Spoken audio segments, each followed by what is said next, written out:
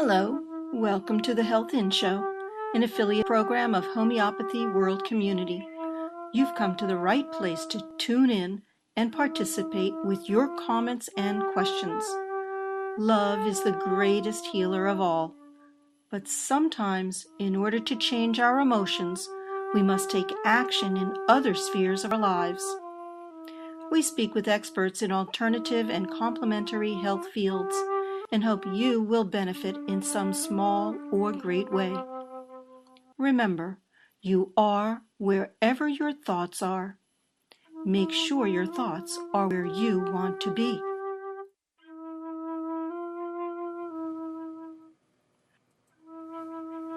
Good day, everyone. Here we are back at the Health In Show on NissanCommunications.com, an affiliate program of Homeopathy World Community. We have our wonderful show producer, Amnon Nissan, with us and working the lines. If you want to call in, it is 919-518-9773 in the United States or Computers 2K Voice via Skype outside of the U.S. And we have from Tucson, Arizona, our special guest, Ambika Wauters, CCH, RS Director of the the Institute of Life Energy Medicine. She's formerly from the UK and currently living in the USA. She received her diploma in homeopathic medicine from the School of Homeopathic Medicine, North Yorkshire, Britain, and was a member of the Society of Homeopaths in the UK from 1995 to 1998 before she returned to America. She is a well-known author, published in the American Homeopath on the treatment of autism, and in the International Homeopathic Journal Links, Links, on homeopathic color and sound remedies, which Ambika created in 1990. And she's going to talk about that today. She's also had experiential Kabbalah with Kermi and the Angels Show. And much more you can see on homeopathyworldcommunity.com. Calling in from New Delhi, the Orbits Clinic, is Dr.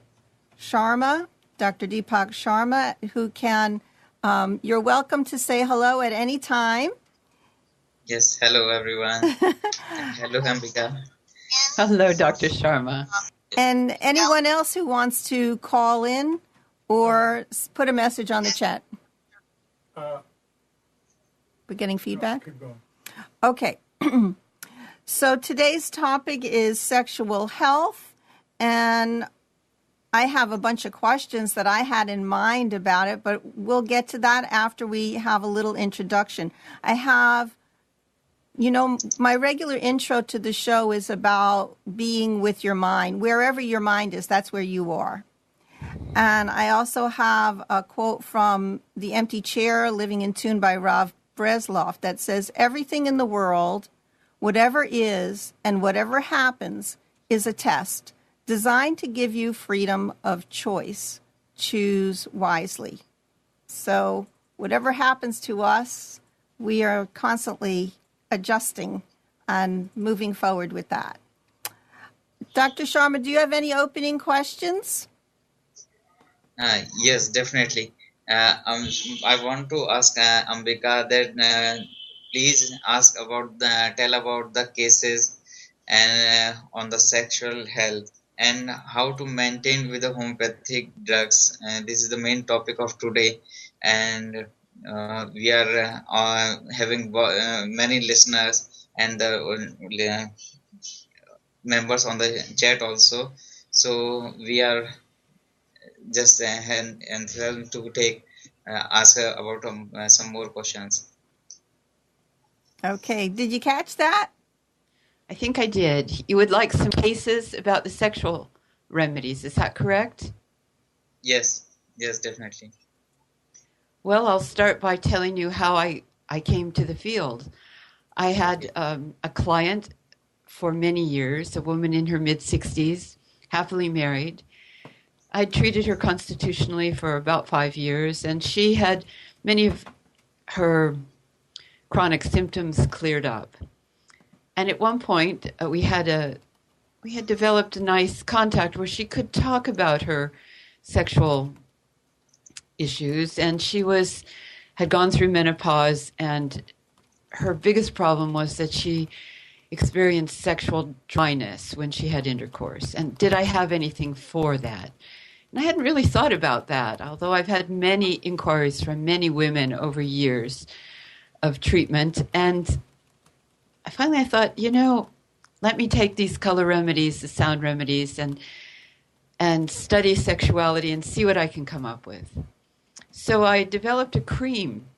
That was the first product, where I put orange and yellow and pink for women and added the conventional homeopathic remedies like sepia, staphysagria, prunus, a few other remedies in low potency, everything under 30C, and mixed into a base cream, and suggested that because the cream itself had lanolin and a little bit of olive oil in it, so it could be a sexual lubricant as well. And this woman said, after a week or two, she sent me an email and said, "You have saved my marriage." And I said, "Really? Really?" So other women started inquiring, and I thought, well, this needs proving, not just handing it out, but doing a proving, getting a good medical history, a good sexual history, and seeing if there was anything in this product. So I put the call out to my network and had 23 women respond almost within a couple of hours. These women were all between 48 and 83. And some were in sexual partnerships and some were single. And their sexual preferences varied between heterosexual and homosexual relationships. And within the first 10 days of giving them the product, the response was over 38% were having effective relief of dryness, pain during intercourse, lack of desire.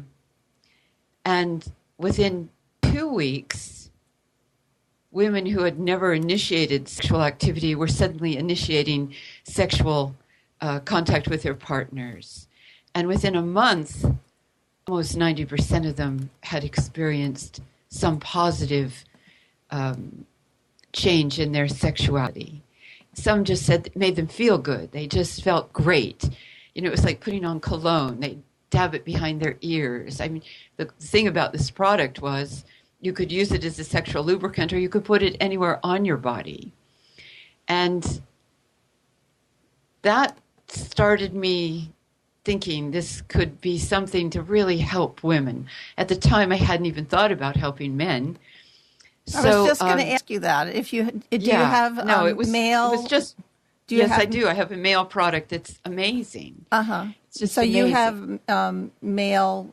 Are you practicing? Yeah. I need to ask. Are you actually taking new cases, or is that kind of you're just developing? I'm taking cases. I'm taking cases carefully and quietly. Taking cases. Okay, so in other words, you have male clients as well as female. Oh, I do, all over the world. Okay. So a homeopath that we all know suggested that I get in touch with a woman who worked in the field of polyamory, which is multiple partners. And I was a bit slow on the uptake of that, but she had a community of people who were interested in maintaining high levels of sexual energy. And she got interested in the product, and she sent me many clients. But originally it was just for women, because I felt women control sexuality. I think I don't know if I'll agree on that, but in my world, I feel that empowered women call sexuality to them. There's not going to be a satisfying sexual encounter unless a woman is willing and wanting sexuality in her life. So we found a manufacturer who wanted to manufacture this remedy. We had to do a lot more provings, a lot more clinical trials. And he said to me, Ambika, make a product to help men. And I thought, really? How do you do that?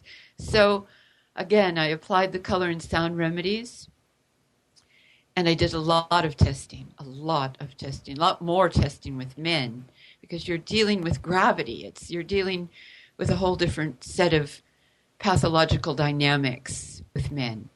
And suddenly men were responding. They were getting, again, it was a cream that they applied to their testicles, to the soft tissue. And they did really, really, really well. I mean, the men were just raving about this product. And it stunned me. I have to tell you that the results came in very quickly. They were very positive.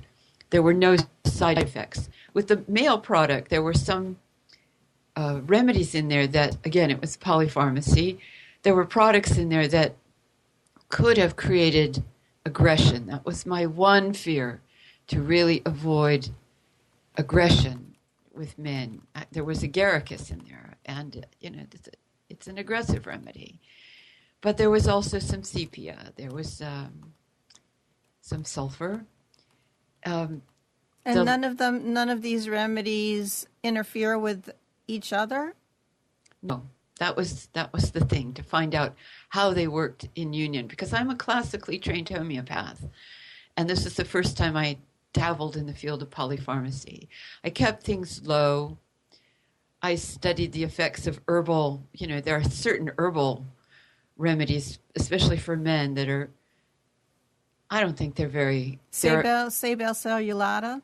No, horny goatweed and things like that. They're too aggressive. They create too much desire. And the thing was to find balance and to modulate the potencies, to keep them low. And then I met the people from King Bio. They were very interested in producing these products at one point, and they suggested using LM, weaving LMs with different low potencies. They're masters at that with their products.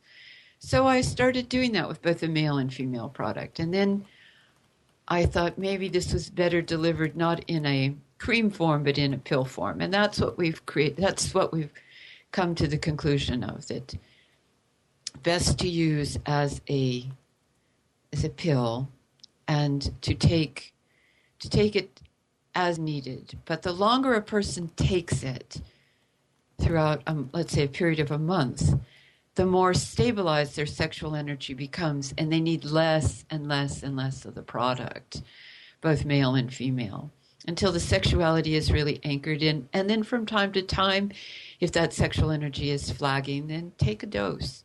But it's not a constant. What it does is it does regenerate the sexual desire, and it stimulates secretion in women. I think it tonifies the vaginal wall in women. I've had young women take it who've, after giving birth, have lost their sexual desire.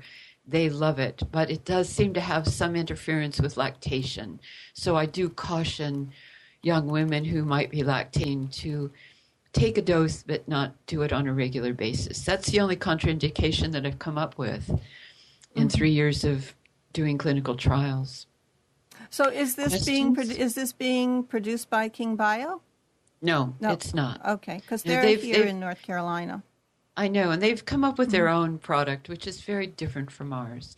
What makes our product so dynamic is the color and sound remedies that really opens the field, opens the chakra, opens the field, allows that energy to flood into that center and do its work.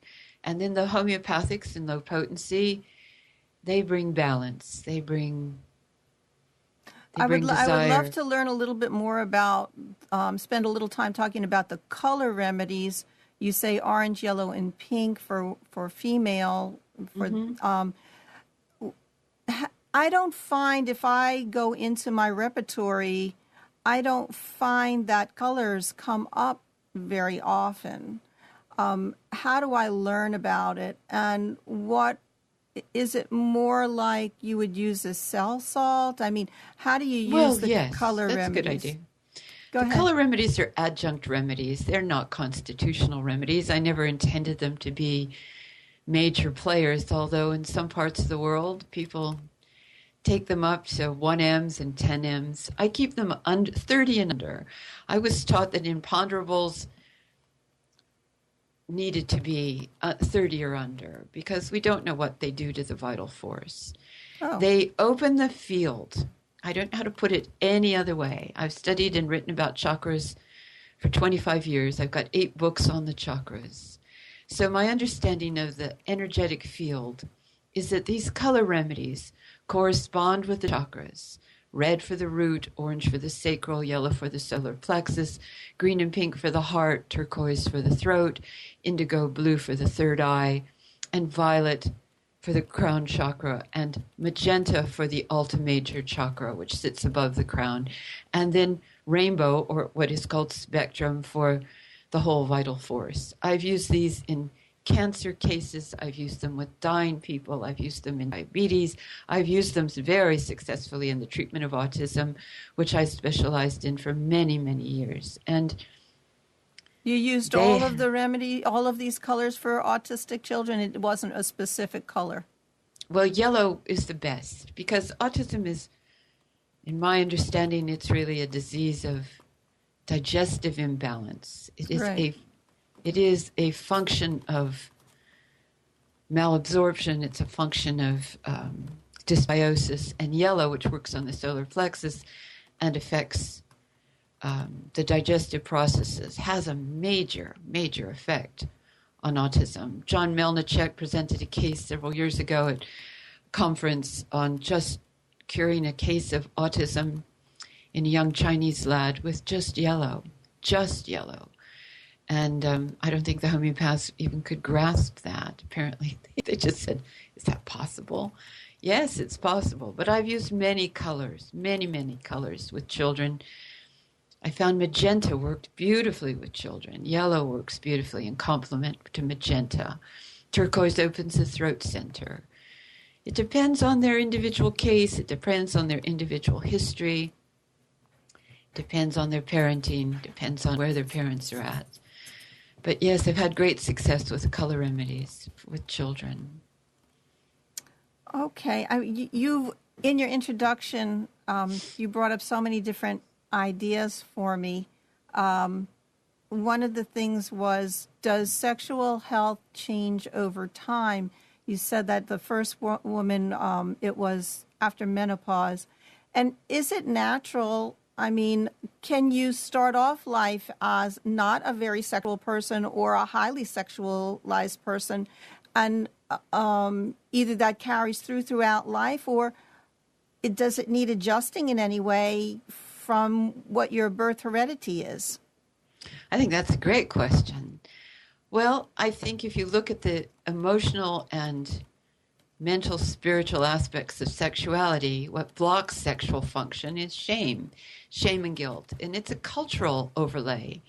It doesn't matter what your culture is, whether it's in India or Japan or South America or, middle USA. The blocks to sexual expression tend to be cultural and religious. But there is also the hormonal component. Now, I do think we control our hormones. Hormones don't control us. So, again, you have to go back to the mental, emotional, and spiritual aspects of sexuality, because when somebody is congruent with their right to sexual expression, then the hormones start to flow naturally. But there are children or young people today who have a lot of hormonal imbalance because of the medications their parents took before conception, during pregnancy. One single dose of prednisone is going to really lay havoc on your hormonal expression or your hormonal flow. So I do see people who are, I don't know quite how to use the word, their feminization, their masculinization has hormonal limitation. So one of the things about these remedies, not only the color remedies, but the sexual remedies, is that they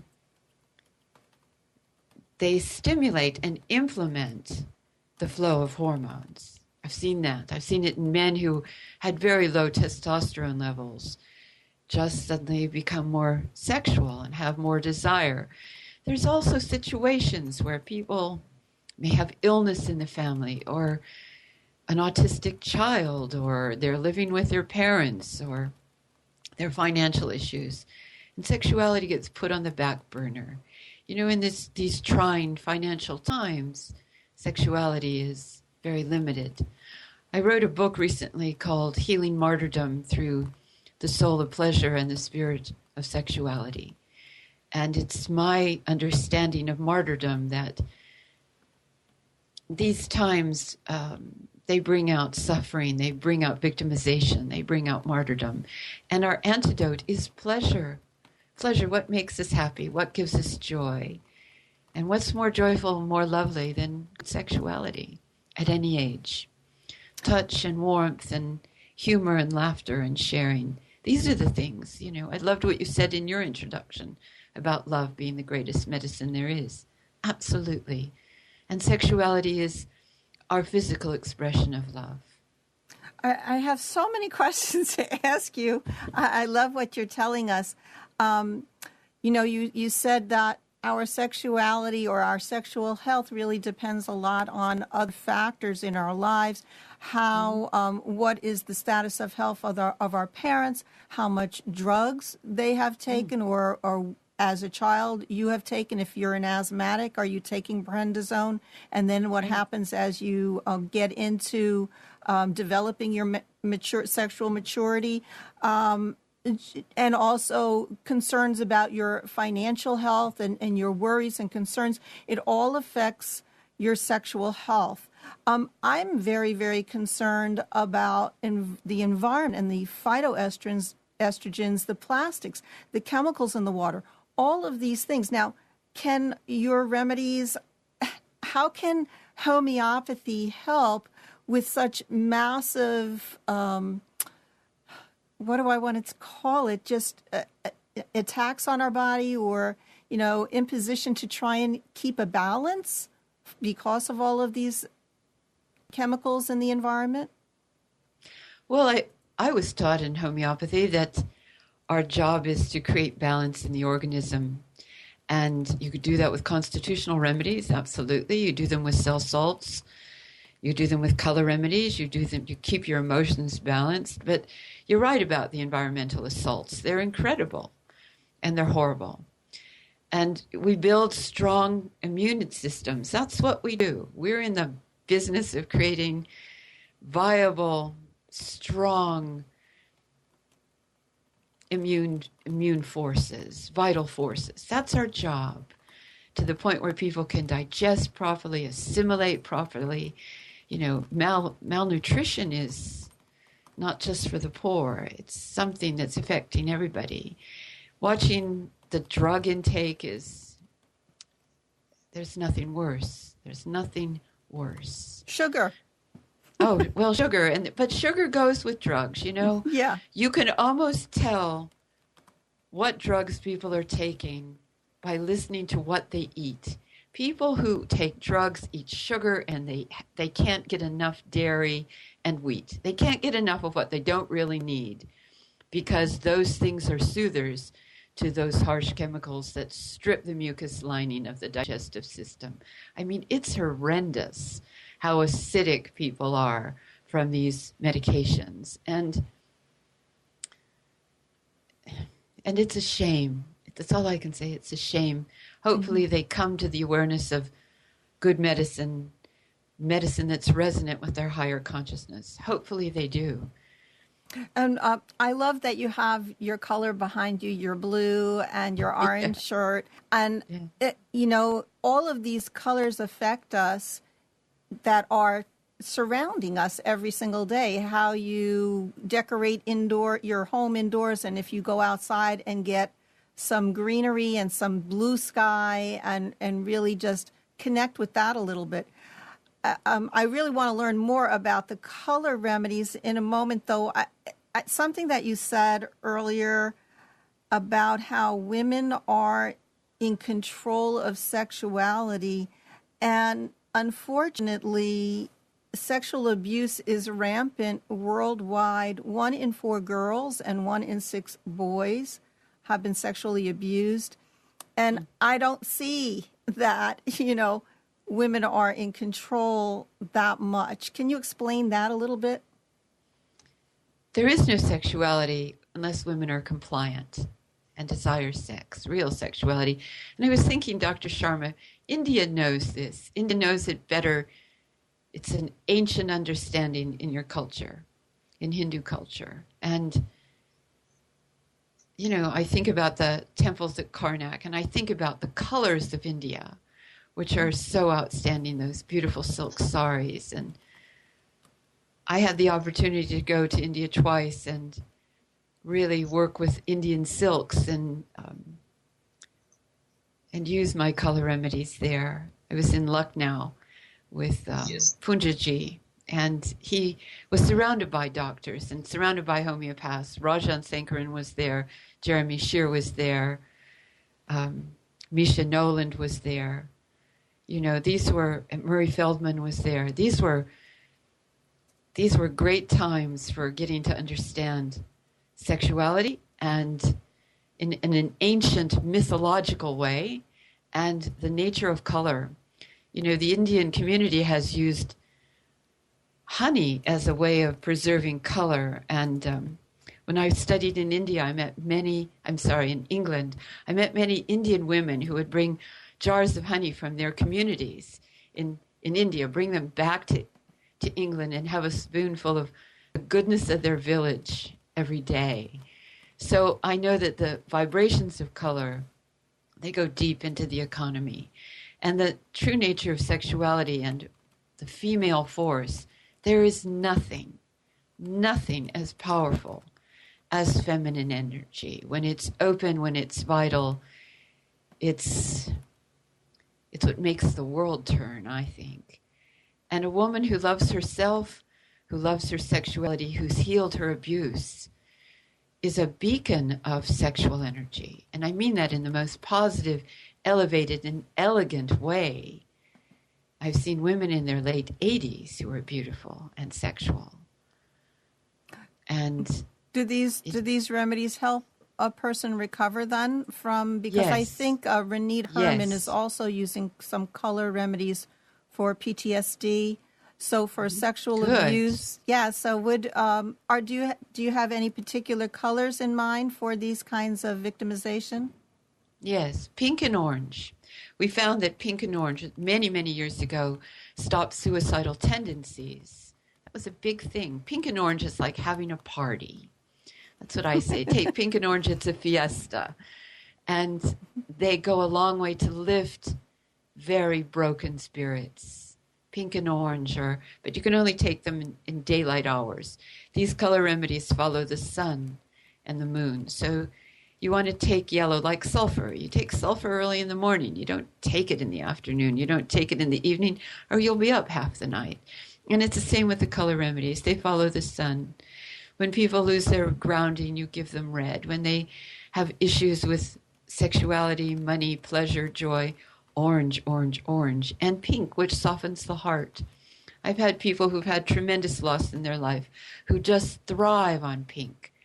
I once had a patient who had a pink room where everything was pink, and she would go sit in her rocking chair and put her pink shawl on around her shoulders and take her pink every day. And she had so much loss and suffering in her life. It was the only thing that gave her some peace. Yes, there are colors that really resonate with joy, and orange and pink are two of the best. Does it say something about a person if they're wearing particular colors or favorite colors? What does that mean? Sure. I'm doing pink today. You're doing orange. Dr. Sharma, what color are you wearing? I'm wearing white color of shirt and black color of suit. Can I ask about underwear? That's about authority, Dr. Sharma. It's very black and white, we would say. It's very clear.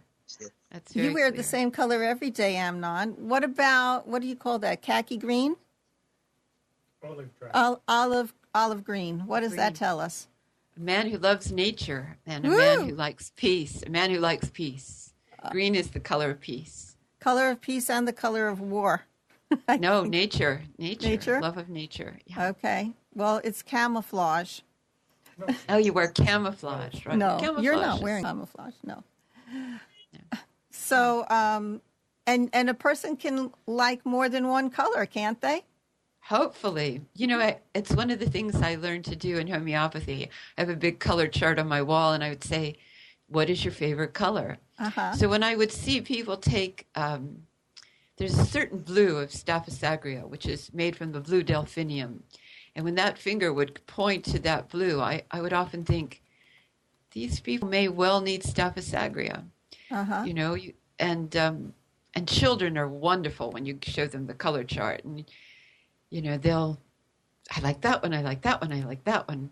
And generally we find that blue is the universal color of preference. And most men love blue.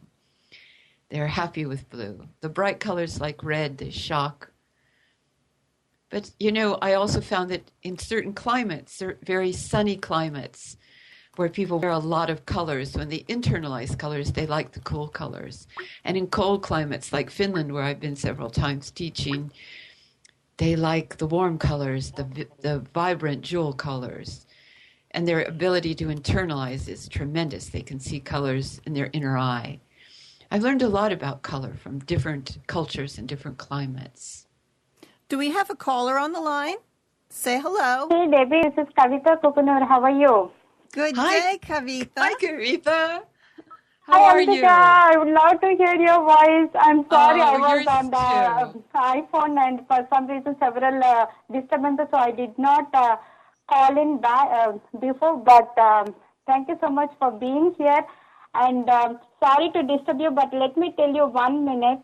So I referred Ambika's the male products in the sense to a couple of my clients to buy them. And so I'm hoping to hear from them. And I do have the color remedies book and sound remedies. So in fact, I have to learn more to use them. So Ambika has done wonderful job, and thank you so much, Ambika, and congratulations. Thank you, Kavita. Thank you. So good to Kavita, hear you. are you giving some of these sound remedies for sexual health, Kavita, to your clients? No, Debbie, I have to learn for some reason. So far, my clients are improving with the constitutional remedies, so I did not get opportunity, I would say. But I would say that I have to learn a little bit more, and maybe I will get in touch with Ambika and use them effectively. But with respect to color remedies, maybe once or occasionally I've given a long time back, but I'm still looking for that opportunity to give them. Okay. I hope a lot more people are interested now in these color remedies. One color we haven't mentioned, we mentioned yellow, red, orange, pink, blue, and green. We didn't say purple, and I think purple is probably violet is one of probably the most favored colors if you ask people. Can you talk about that? Well, violet, not purple, violet. There's a big differentiation. Violet is the spiritual color. And violet has this amazing capacity to stop pain. It's a pain reliever for headache, for anything that's tension in the neck and the back. It's for pain, chronic pain. I use violet. But too much violet creates indecision. When you add violet to red and add a little green to it, you get magenta, which is the color of ultimate creativity, according to Dr. Rudolf Steiner. So I use violet when people can't sleep, for instance. I mix violet and pink together. And it calms the nerves, it settles the spirit. It's quite nice for sleep. So sleep and pain are the two major components of violet. Yeah, and I don't really have the statistics in front of me, but insomnia is a really big problem today. Huge problem. We Huge have really just jumped off of the sexuality, health of the sexual sphere and just gone into everything simply because they're all interconnected and one does affect the other. For instance, I think I was reading, let me see, about there's some kind of figures out there about how many men and women partners actually sleep together. I think it was 1 in 10 do not sleep together. And is this really important because maybe a person's more comfortable that way and then they just meet each other at particular times of the month or something? And I know in religions this is actually condoned and preferred. Certainly in Judaism. I don't know if you're asking me how I feel about it. I think it depends on the individual. A good night's sleep is a good night's sleep. I guess I was asking you if it was healthy or not healthy. I think doing what you really want in life is what is healthy. And if you need your sleep, somebody's snoring away or making noise in the middle of the night, listen, I would kill for a good night's sleep. I mean, really, that's important. You know what? That's what we have to get. We have to find a remedy for the snoring. And there is a great remedy. Okay, what is it? There's a great remedy for snoring. Okay. Opium. Oh, okay. Opium. Oh, my goodness. I've helped a lot of marriages with opium. There you go. Yes. Opium stops snoring. Okay. And it's something when you take a case and you hear how affected people are by snoring, it's a well-indicated remedy. I think I read it in an international journal like 20 years ago, and I've never forgotten it because it's a big player. Opium's a big player for snorers. Great remedy. Yes. Kavitha, did you want to say something? No. First time I'm hearing that opium helps for snoring. So thank you, Ambika, for sharing that. Yes, it is in the repertory for sure for those folks who are interested. Yes. But haven't got chance to give opium for snoring. Dr. Bob in the chat says opium kills too many actors. Well, that's a crude dose. We know that we're talking about homeopathic remedies, which are minimum dose energy medicine. They don't have side effects. They don't have adverse effects. And they're wonderful for a person who has had an opium specifically for a head injury, for a concussion, for for overabundance of abusive drugs, all sorts of reasons. Autism. For it's autism. A player in autism too. It's a very good remedy for children. And I'm not saying you give it unless it's well indicated, but we use poisons, we use drugs in potency. We have unlimited access to the natural and unnatural world through potentized remedies. And to say no to anything that might help is we don't work like that. We are open to the realm of possibilities of all substance in its right use. And our Materia Medica grows daily with well-indicated remedies for problems in this stressful world of ours. And opium has helped many people. I think snoring is just a symptom of head injury and mostly head injury. You'll see that people who are chronic snorers, they've had trauma. Yes. The snoring is just a symptom, that's all. Well, there's a relaxation in the function of their organs and the mouth and the throat that is collapsed. It's very, very relaxed. And so yes, the allopathic treatment of cutting the vocal not the vocal cords, if they cut something to the glottis, they use a pump. They use a pump machine and they force the air in. It's just brutal. It's primitive. It's beyond primitive, frankly. When you think that one single dose of a remedy can assuage snoring, to go in and cut in the throat is. So we have Dr. Kulbushan in the chat is saying that, we're really on target today because pink, we're talking in the month of February, Valentine's Day is here, and pink is the color of Valentine. People were asking about Dr. Welty and is a Narayana book publisher. I'll put that up on Homeopathy World Community for those folks.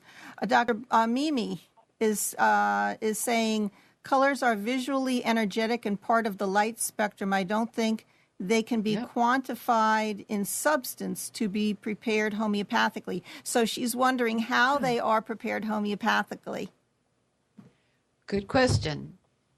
Colors are vibrations. They resonate in certain megahertz. And when you get a gel, which is made of celluloid, which is a natural substance from trees, used in theater lighting, or silks from India, I found to be incredibly effective, natural material. And you hold that over water and put it under natural sunlight and then fix it with alcohol or Everclear, good old Everclear. You have a remedy. And that's what, I was a first-year student in 1990 in Britain. I was in a tutorial with Ian Watson, who said, you can make remedies out of anything in the natural world. And I said, what about color? Because I came from being an artist. And he said, I don't know, try it. So I didn't know how. I really didn't know how. I started having lucid dreams about color. And then somebody handed me Nuala Ising's provings on butterfly granite. And these were dream provings. They weren't dream provings. She was inspired through dreams. And so was I. I saw how to make these remedies with beakers of pure water, celluloid filters or silk, and fixed in, with alcohol. I didn't know if it worked or not. I called two of my mates from homeopathic college, and I said, would you guys be willing to take a drop of pink and let me know if it works? Mm-hmm. So these two fellows came over to my cottage. I lived in the north of England in the Lake District, which has beautiful, I need to say, very beautiful light. It was the light that inspired Turner to paint. And I put one drop on their tongue, on each of their tongues, and sent them home. The next day, one of the fellows said to me, you've got something here. He said, I never fight with my wife. I've been married for 20 years. We don't fight. We don't quarrel. We have a great understanding. He said, we had a doozer of a fight last night. Uh-oh. And he had 2 patches of eczema, one on, I don't know if you can see, one on the inner fold of the arm, one on each arm. And he said, the eczema's gone. Nothing had gotten rid of it. And I said, really? I was quite stunned. I didn't know if it worked at all. And the other fellow told me, too, that it had just stabilized him, and he felt very, very happy, very gentle in his relationship. Pink is the heart chakra, and it opens those forces of love. Well, so, yeah. Yes. Well, then I started asking people, would you be willing to try this color remedy? I was at the School for the Alexander Technique in the north of Britain and had lots of people who wanted to try them. And I lived near the largest Manjushri Buddhist monastery in the Western world, and they couldn't get enough of the color remedies because they were self-aware people. I was very fortunate that they were willing to do the provings. So the people at the Alexander Technique School and at the Buddhist monastery became the first provers. One of them, the nuns at the Manjushri Center, had rheumatoid arthritis. And the color we were proving was indigo blue. And within a week, the rheumatoid arthritis subsided. She developed boils along the liver meridians, all the way down the liver meridian of her body to her toe, and her symptoms completely subsided. And, I was a first-year student. I didn't know what I was dealing with. It took me 7 more years of study and completing my homeopathic training and 2 trips to India before I even knew what I had. And then the homeopaths weren't even interested. They couldn't believe color could heal. I remember talking to Rajan Sankaran at a conference in London. He said, oh, very interesting, very interesting. Send me your findings. We didn't really work in the realm of imponderables. We worked in the realm of our poisons, and our minerals were just starting to take hold. 8 years after the first proving, John Schulten called me. He was coming to London to present his first conference on homeopathy and minerals. And he said, please come to London. I'll pay your trip. I want to talk to you about color. We know color heals.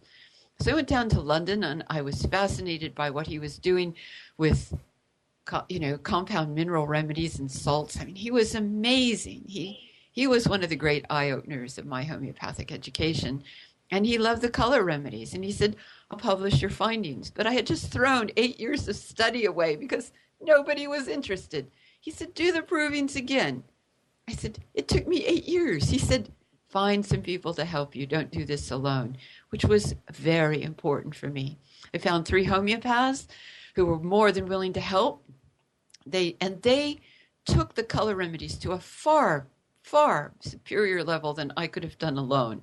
There was one client of one of the homeopaths who was going to have a colostomy. Within weeks, she was going to have a colostomy. No remedy was working to end her colitis.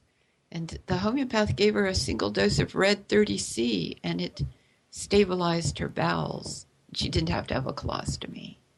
Another woman was given pink, and she was, unbeknownst to us, she was pregnant. She wanted to have an abortion. And she took the pink, and it ignited her maternal instincts, because pink is mother love. And in any pictures, any Carillion pictures of auras that you see of children, their auras are pink.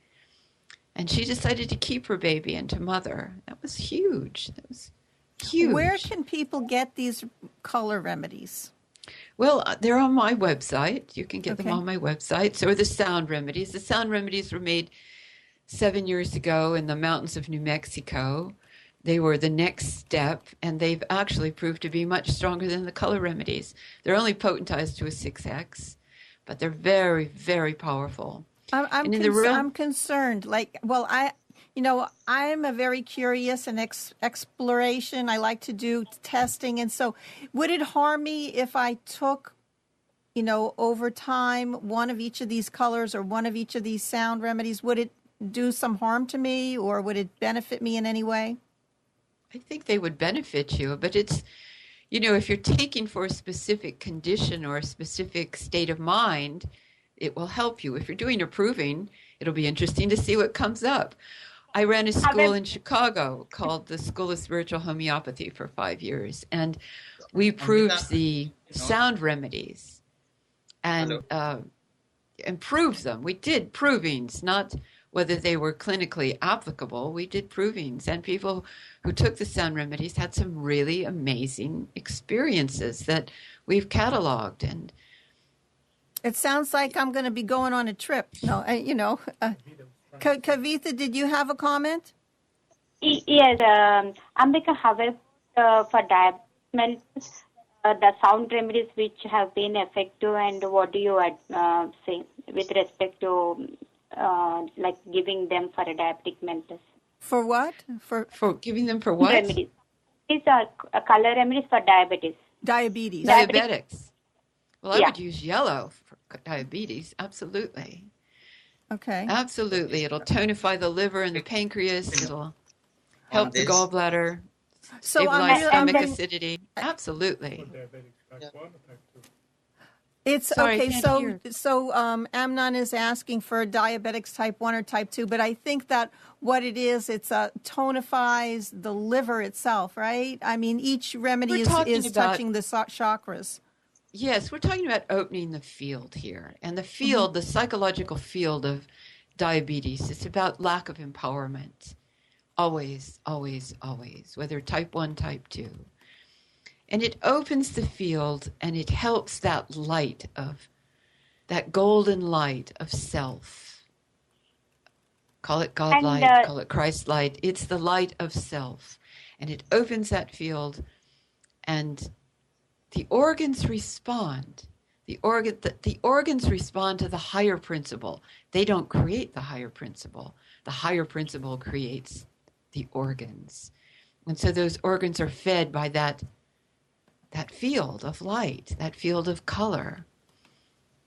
Does that make sense to you? I mean, that's my understanding of it. I work with them every day. For 25 years, I've worked with them every day. This is my knowledge about those colors. Now, if you were to do it, you might come up with something quite different. So, Ambika, you like color and sound remedies can be given together for a diabetic? Yes. I would start with the color because it's a lower vibration than the sound. You know, it says in the Christian Bible, in the beginning was the Word, and the Word was made flesh. So the sound principle is higher than the color principle. Color is energy, it's vitality, it's regeneration. It works on the etheric field. The astral field is the mental field, and that's where sound comes in. Okay, so can you influence the development of your children and your whole household and family based on the colors that you paint the walls? Because, for instance, my mom colored each of the children's room a different color.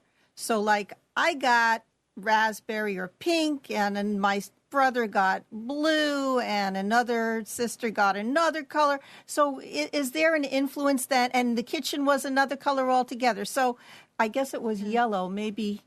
So digestive process, yellow, absolutely. Appetite. Okay, yes, so you can, of course, in conventional color therapy. I have a note for that.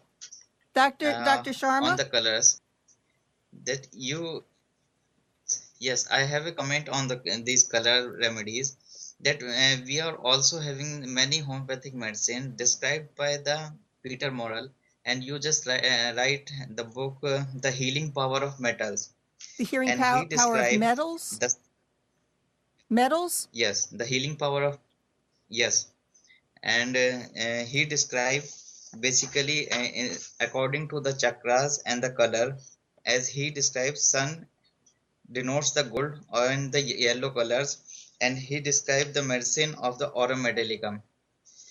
Yes, that's right. And if you also look at most of described, our, yes, excuse me, if you look at most of yes, our and homeopathic remedies, they fit in the yellow spectrum. Yes, I've read, yeah, is it Dr. Brahmachaya's book on colors and gems? I mean, originally my understanding of color came from gem therapy, but who can afford the gems? I mean, come on. You know, there had to be a simpler way. I remember sitting and meditating in Spain one day, looking out on a clothesline of different colors, and I thought, it doesn't have to be gemstones. It can be colors. It can be cloth. It can be paint. You know, and these are what we would call crude substantial doses of color. Yes, I've got every room in my house is a different color and a different chakra color. And I've lived that way for many, many years. And now I'm starting to tone down to pastels. I need less of that harsh, brilliant color because I think I've internalized a lot of color over the year. And what I wear is very reflective of how I feel.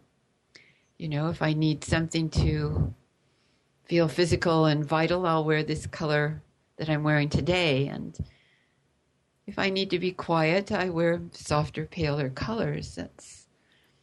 Color is everything. You know, it was Sir Isaac Newton who said, the universe is filled with color.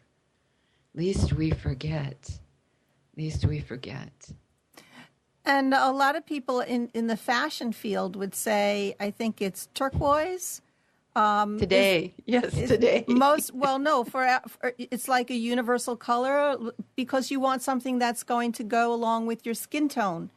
And not everybody does look good. That's why they did that field. What was it? The color of beauty or beauty. Color Me Beautiful. Color Me Beautiful. Yeah. And so you were a season, you were winter, you were spring, you were autumn. And not everybody looks good with their hair and eyes and skin. So, I mean, how do you make adjustments? I say take a color remedy, and you can wear anything you want. I mean, you know, there's fashion, there's interior decorating, there's what you put in your garden. I mean, these things tell us a lot about ourselves, but I'm more interested in the field, in the energetic field. That's where color is medicine. Color is medicine. The the story I love to tell about being a brownie when I was a child. It was the only color I really disliked was brown. And I said to my mother, I'm sorry, I'm not going to be a brownie. I won't wear that color. I mean, that's ridiculous. That's the color my mother put me in. I had brown hair, so I wore brown. And well, I wear it now. But it's interesting, we grow in and out of colors, and we grow in and out of intensities of color. And I don't know, I'm really interested in the field. Right. Well, and our time is interesting to me. Our time is almost at a close, and if you don't mind, I would love to have you back just because I have bunches more questions about venereal disease, on erections and impotence and Viagra and, all of these other things that have to do with the power, empowerment, loss of power, sexual health, how we feel about ourselves and why there is rampant disease and things like that. So that's up to you. If you have the time, we will set up another show with you. I'd love to come back. I've enjoyed this a lot. Thank you so much for having me on your show. Okay, so we want to let folks know again where to find you. And the name of your website is? LifeEnergyMedicine.com. That's one word. LifeEnergyMedicine.com. Okay, super. And upcoming Wednesday on Blog Talk Radio at 10:30, I'm going to have Christina Chambreau, Doctor of Veterinary Medicine, talking about cats and dogs and diseases and flu in dogs, believe it or not, and homeopathic remedies and how to journal and make sure you know exactly when your pet is not feeling well. Following that, next Thursday is Blog Talk Radio with Alan Phillips at new time, new day, Wednesday at 6 p.m. Eastern Time. I just want to kind of impress that upon you for the future. Next Monday, February 17th, Mike Minkus from Florida is going to be talking about stress relief and physical techniques that you can use on yourself to improve that and release stress. And then I just wanted to mention February 24th, Michelle Shine, the author of Mesmerized, another fantastic artist. I highly recommend her book. It was incredible, interweaving the history of homeopathy, homeopathic figures in history, and the artists during this period in time of the Impressionists. So that's going to be fabulous. And at 1 p.m. today, which is in 1 hour from now, Marilyn Shannon will be on Breaking Free show here at NissanCommunications.com. Trying to remember what her guest is, but it's going to be very good. I think it's a guy who went around the world on a dime, and how he managed to do that and maybe inspire you to figure out how to travel with very little money in your pocket. I want to thank all those listeners. There was a lot of chat. Thank you, Ambika. Yeah, thank you, Kavita. Thank you for calling in, Kavita. And Dr. Sharma, thank you for contributing your thoughts about the metals and homeopathy in India. Thank you, Dr. Sharma.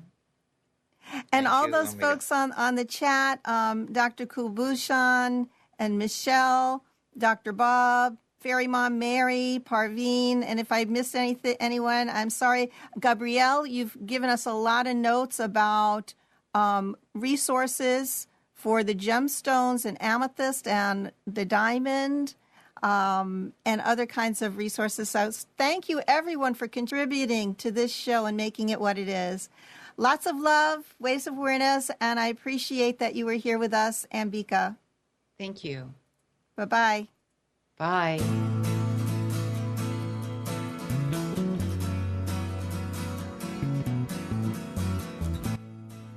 You are tuned to the Nissan Communications Network.